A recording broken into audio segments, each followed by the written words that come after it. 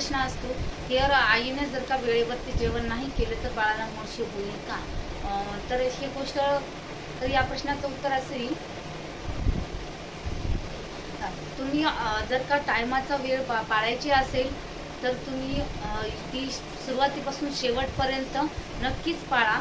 पण जर का तुम्हाला टायमाची वेळ पाळणं होत नसेल, ते तुम्हाला शक्य नसेल, तर तुम्ही टायमाची वेळ पाळूच नका. तुम्हाला ज्यावेळेस भूक लागली तुम्ही त्यावेळेस करू शकता. आता जसं माझंच विचारसाल तुम्ही, तर मी स्वतः ज्यावेळेस माझी डिलिव्हरी झाली त्यावेळेस मी स्वतःच जेवणाचा किंवा जे काही टायमिंग आहे ते मी अजिबात टायमिंग पाळलेलं नाही. आता बरेच जण काय करतात की घडीकडे पाहतात, हा टाईम झाला ना मला जेवायचे, मग ते भूक लागलेली असली तरी थांबा अर्धा घंटा, वेळ झालेली नाही, किंवा भूक लागलेली नसेल तरी पण आता टाईम झालाय मोडशी होईल खाऊन घ्या, अशा काही गोष्टी घडल्या जातात. तर ह्या पूर्णपणे चुकीच्या आहेत.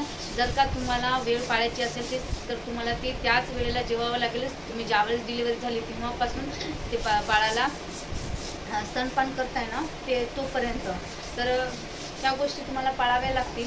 आणि मी माझं विचार चालतं, मी स्वतः सुरुवातीला ज्यावेळेस माझी डिलिव्हरी झाली तेव्हापासून मी जेवणाच्या वेळा पाळलेल्या नव्हत्या. मी ज्या वेळेस फक्त मी एकच नियम पाळला होता, तो म्हणजे ज्यावेळेस पोटानं सूचना दिली, ज्यावेळेस भूक लागली त्यावेळेस आपण जेवण करायचं आणि ते जेवण घ्यायचं. तर माझ्या बाळाला स्वतः मी सांगते की माझा पर्सनल अनुभव त्यावरून मी तुम्हाला सांगते की माझ्या बाळाला तर एकदा पण मोळशी झालेली नाही. त्याच्यावर डिपेंड करतं की तुम्हाला वेळ पाळायची किंवा नाही. आणि जर का व्हिडिओ तुम्हाला चांगला वाटला असेल तर प्लीज लाईक करा आणि सबस्क्राईब पण करा.